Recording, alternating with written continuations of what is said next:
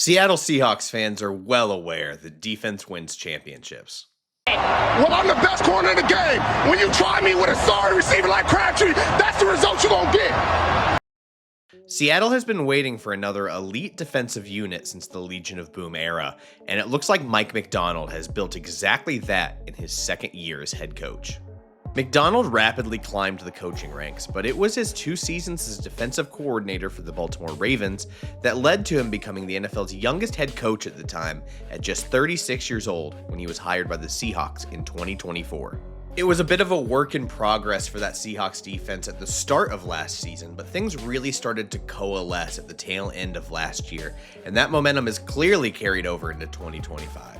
Prior to Thursday night's game, the Seahawks were the 5th-ranked defense by FTN Fantasy's DVOA, ahead of the likes of divisional rivals like the 49ers and Rams.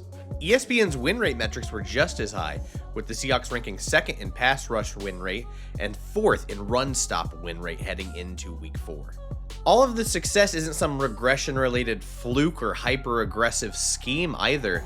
On the Thursday Night Football broadcast, Kirk Herbstreit said that the Seahawks had the 2nd lowest blitz rate in the NFL through the first 3 weeks of the season. What's even more surprising is that the Seahawks had been doing a lot of this with some of their top players in the secondary missing time, most notably a pair of Pro Bowlers in Devin Witherspoon and Julian Love missing time. With a fully healthy defense, the Seahawks were able to put up another stifling performance on Thursday Night Football, holding the Arizona Cardinals to just 20 points and 253 total yards of offense.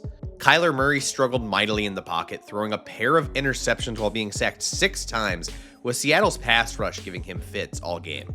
It's yet another example of the Seahawks defense forming into this elite unit under Mike Macdonald. So let's dive into the film from Thursday night's win over Arizona to give you a better feel of what makes this unit so special in today's episode of Best Available. Thank you for watching Best Available. Make sure that you're subscribed to us on YouTube and follow us on socials at Best Available YT. Also consider becoming a Film Junkies member. I have information about that in the description of this episode, but if you want bonus plays, access to my NFL Draft Big Board, suggestions on future videos, all of that can be found as a Film Junkies member. With that, why don't we go ahead and dive into today's episode on the Seahawks defense. I really love this Seahawks defense. They have so many different players that make plays on it. They're extremely disciplined. And, even though they're one of the lower blitz rate teams, I love the way they can draw up some stuff.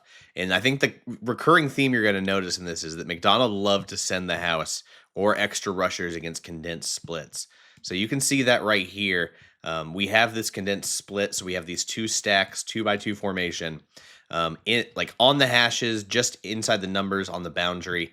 So we do not have a lot of space here. So what the Seahawks do is decide to press on these guys. And then we have 1, 2, 3, 4, 5, 6, 7 guys on the line of scrimmage. It's a really muddy look. So the Cardinals shift out Harrison a bit, and we're still seeing all of these guys are here. And the problem with a look like this, especially for protection purposes, you have no idea which of these guys are going to blitz. So maybe we get this guy to, split out wide a little bit farther, but we still have 1, 2, 3, 4, 5, 6 guys on the line of scrimmage. These guys are risks to blitz from the corners. There's so many different ways you can rush from here. And I just love that kind of disguise on 3rd down. And so what we see here is we do get an extra rush, but we also have a couple guys buzzing back. We have 2 defensive linemen going back into, these little drop coverages on shallow depth. But, it messes up everything because we're still trying to account for those rushers in our protections. But that's not going to happen, and instead we get a free rusher in Julian Love. We've got, a guy containing on the outside. Everything here is a complete mess for Kyler, and so he's going to try and roll out. And I will give him credit. This is a heck of a throw on the move, and it's a drop, but this is where pressure can just be an impactful part of the game. You have rushers unaccounted for. It rushes your hurry. It rushes your delivery. Everything's a mess when there's this much pressure being created, and that was a recurring theme in this game over and over again. The screen game can be really tricky for defensive ends and rushers because they get so eager to rush the quarterback, and I want you to pay attention to Boye Mafe right here. We've got a delayed release on what's going to ideally be a screen with Trey McBride. And so he's engaged with him. And then, it's a nice move by McBride, delayed release, block him up, and then leak out. Mafe, for his credit, does a great job. You notice right here, he notices something's wrong, that he's being let free. So he slows down pretty quickly. Kyler's winding up, and he breaks that pass up. That's good awareness, especially for a guy like Boye Mafe. I think this is a really unselfish play because the context matters. He's been getting a lot of pressures this year. He still does not have a sack. A lot of players, if they're, getting close and have not gotten home, are going to be really eager on a play like this to just get the quarterback. I think that awareness and discipline by Mafe deserves extra credit because of that context of, I think it's totally human as a pass rusher that's having a really solid start to the season, but not having any sacks to want to go get that sack. That's a mature play to recognize and break down by Mafe and break up the pass. Love this disguise by Seattle's defense. We start with this too high shell look, right? So, you're thinking a couple of things when you're seeing this. Too high could be cover two, could be cover two man. My guess is I'm thinking cover two man based on the alignment and everything, but it's the safety rotation that the Seahawks can time up that makes things so confusing. So then we see this safety starts dropping down. Suddenly he's now playing man on this tight end that's leaking out. And then we've got single high safety back here, right? I like the way we disguise that look.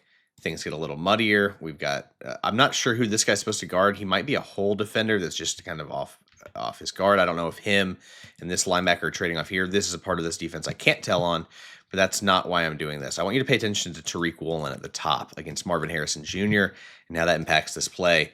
Woolen stays in the hip pocket of Harrison this whole way, even at that route stem. When I say route stem, that's where a receiver breaks into their official route. There are double moves where you can have a couple stems, but that's what that means. So we're breaking into that. But Woolen's so on his hip pocket that Harrison just kind of stops running that route, and it leads to an interception. And that's the kind of stuff the secondary can do when it's fully healthy, is just completely frustrate a guy into no longer running. I think he also sees that Kyler's getting thrown off the pocket and just kind of gives up on the play. A lot of it's weird, but him stopping running allows for this, pretty dang easy interception. Now, friendly fire does result in a fumble right here. The Cardinals recover. A lot happens there. If you watch the broadcast replay, I'm still convinced that he was actually down by contact right there. The play stood. That's a completely different subject. It's just this secondary, when it's healthy, can be so dang frustrating at the top of the screen. To get Marvin Harrison Jr. to just give up on that play, that's a really frustrating moment for Kyler, understandable, but it's just the stuff that the Seahawks defense can do to frustrate you and get you off your game mentally. We're going to be paying attention to Uchenna Nwosu here, who I am so happy to see back and healthy. When this guy is healthy, he's a very impactful edge rusher. Don't think he gets the credit he deserves on a national scale. But this is a nice play by him and an example of why the Seahawks don't need to rush for. We have this weird pulling concept that we're trying to play fake and, get these guys to bite or, hesitate, anything to open a throwing window. So we've got a puller here and the running back trying to cover this. They gain too much depth, which is understandable. They're expecting, against a play fake, Nwosu might be so ready against the run. Nwosu does a great job of cutting back on this to get into the pocket and force Kyler to collapse. But that also doesn't happen without good interior pressure. We've got a blown up stunt. It's ugly, but it is effective because we get that interior pressure from Mafe that causes, removes any escape route on this. So it's a nice play all around. One of the things against a mobile quarterback that doesn't get talked about enough, you need to have contained, disciplined rush lanes. Because if you start freelancing and, this guy decides to go outside and we're going outside, Kyler can step up here. There's just so many different ways if you're not disciplined in your rush that it can make things difficult. This is just a nice play by Nwosu, but also disciplined from the rest of the front to show you can still get home with 4 and contain Murray in the pocket. We're going to pay attention to the bottom of the screen here. We've got Xavier Weaver on Josh Jobe. And it's another example. I just love this game and this performance because so many guys made a play in this game. That, to me, is the signal of a phenomenal defense. You can have elite players, and I really think they have them in Witherspoon and Byron Murphy And I think Leonard Williams is a rock solid. Like, they have a lot of really good players on this defense, but I just love when everyone's contributing.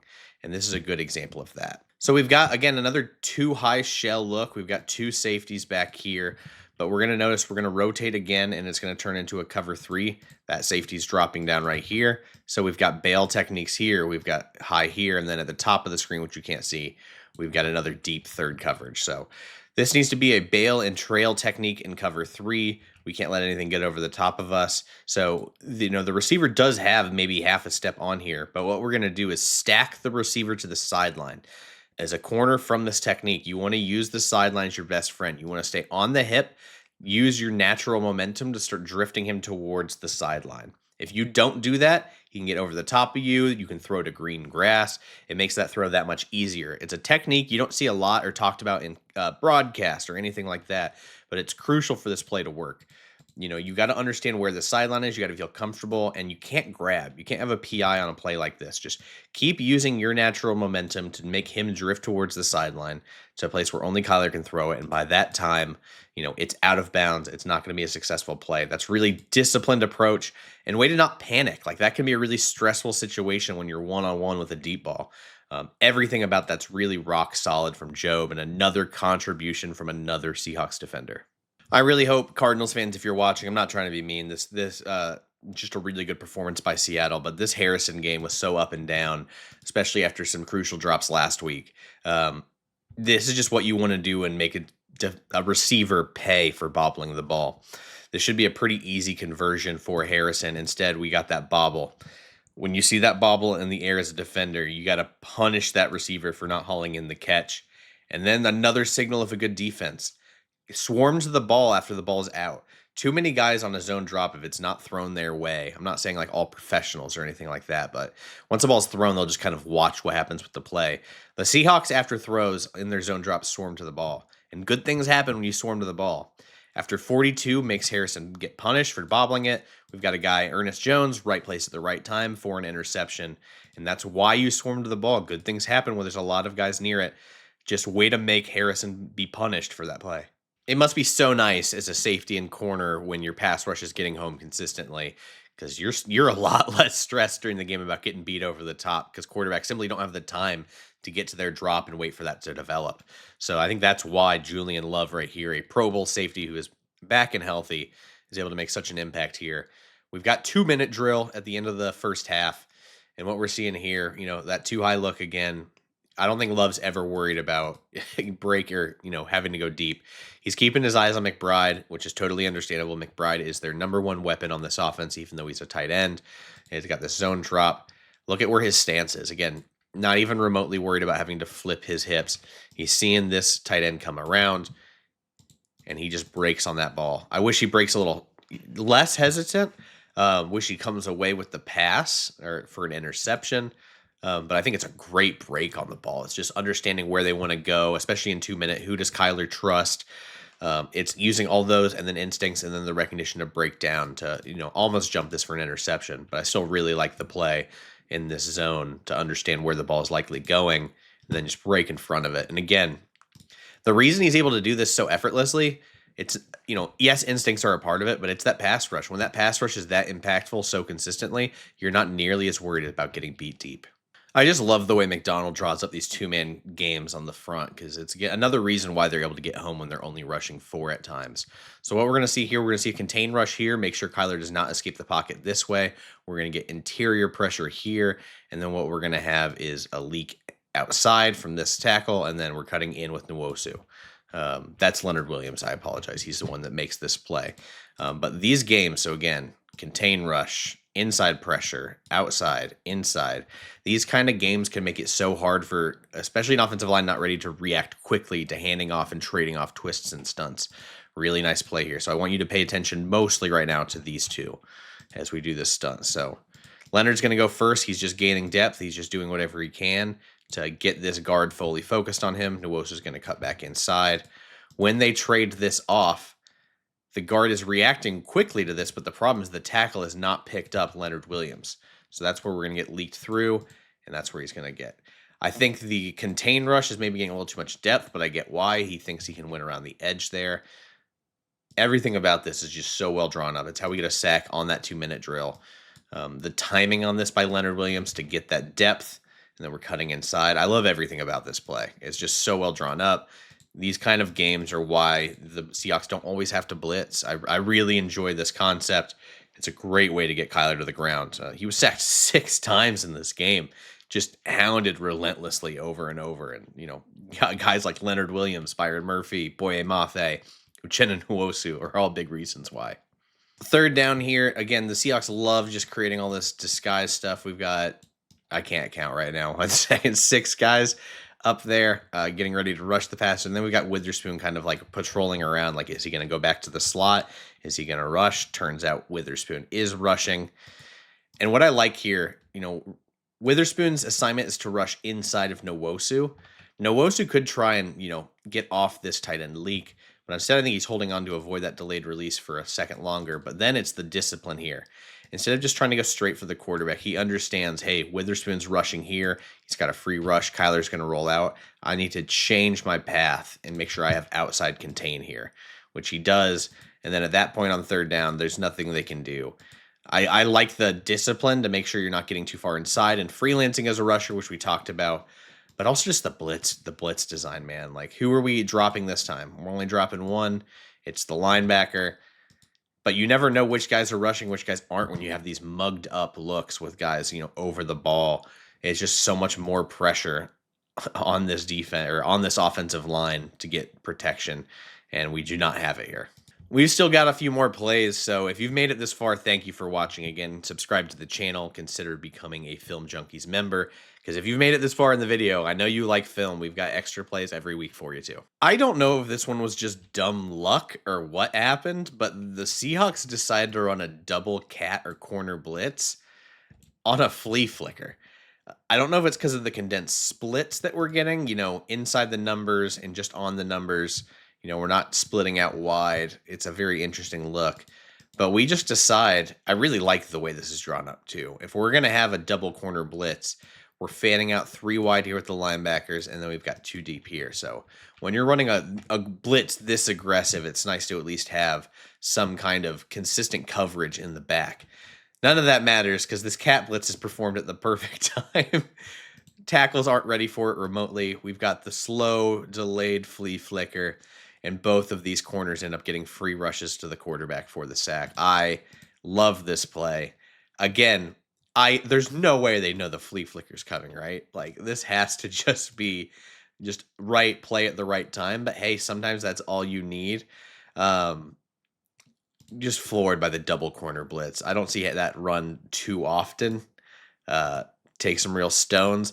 But I think the reason they run that and why they've run a lot of their games in this is all these condensed splits. They feel more comfortable because these guys aren't split out wide. It puts less pressure on these linebackers to get width in their zone drops. Macdonald had a field day with that. I'm very curious to see how teams handle, having condensed split formations against Seattle going forward. Another sack with just a 4-man rush, and we do have another 2-man game here. This time it's going to be... So we're going to have 2 defenders. It's going to be Murphy and the other defensive lineman. Murphy's going to try and get this interior all muddied up while he crosses over. And then Nwosu is going to clean up with his rush. Again, these games, not only are they to try and produce sacks, but they're also to make things muddier for Kyler when he's trying to escape. Because, we're going to get free rushers. We're going to get muddy protection from the O-line. But it's just a really nice rush. This stunt also allows Nwosu to play on an island with this tackle. By the guard being focused on Murphy and expecting that picked up, he's got to slide in here. And then all of a sudden, we're going to have all this green space for Nwosu to work a 2-way go. And you're going to see him use that to his advantage right here. So because of that 2-way go, he can go inside or out. What he does instead is feigns inside and then comes out. That little move right there. The right tackle's not totally ready for it. Nwosu bends the corner. There's nowhere for Kyler to run because of that twist in the middle with the defensive line. Again, just another example of how the Seahawks can be so disciplined up front, work different ways to get the offensive line stressed, and then still make a play, especially a crucial one in the red zone for another Nwosu sack. Devin Witherspoon has been one of my favorite corners in the NFL since he showed up. That tape at Illinois, you just immediately knew this kid was going to be an absolute gamer. So we have him lined up here in the slot. And what you're going to notice is just his ability to break down. Yes, he's in the slot, but look where his eyes are. Eyes are on the quarterback. He's trying to just see where the QB wants to go. Because we know, like, the bigger threat here is Trey McBride. They love throwing to Trey McBride. So you can see his feet are now set and flat as Kyler's winding up to throw. He reads, hey, clearly going to McBride. The closing speed to read and react to that, again, he's right here. The closing speed to react to that and break up the pass. This is what Witherspoon has always thrived in, even in college, is that click close, that trigger to recognize where a ball is going and just fly like a bat out of hell to make a play on the ball. Great play here. Kyler was just rattled by the end of this game, and I totally get why. We're going to have another rush here. We've been going for a lot with those games. We've had some of those mugged up blitzes where there's guys, standing on the line. Instead, we're going to have this overload blitz from depth. These guys time it up well, so we're going to have a 6-man rush, and, we're overloading the right side. It's actually picked up fairly well. The running back picks up this guy, but at this point with Kyler, you've been getting your ass kicked all game. He's gonna drop his eyes because he's just so used to just pressure coming nonstop. And at that point, he's trying to escape. The linebacker does a great job reeling him in, corralling him, and that's how we're getting to play. So again, you can just see blitz from depth, overload the right side, cause Kyler to get off his platform, and then he just drops his eyes, and it's game over from there. I think the thing I love about this breakdown is it shows not one single player is taking over the game for Seattle. It is an 11-man effort on every play, and I just think that's what makes this defense so special. Yes, they had some nice stuff against condensed splits with blitzes, but it's just such a disciplined team that they can win with 4 on a pass rush. They have the bodies on the interior to stop the run. They have the secondary to make game-changing plays at any time. It's a really complete defense with a head coach that is a phenomenal defensive mind. And it's why I think by the end of the year, we're going to be talking about Seattle as one of the best defenses in the NFL. So let me know who you think the best defense is in the league and what you think about Seattle's defense in the comments. We'll be back next week following a weekend of loaded college football games. We've got, great NFL slate, including Sunday Night Football. Micah Parsons returning to Dallas. So much fun stuff. We'll figure out what to break down on Monday. Thank you so much for watching, and we will see you next week.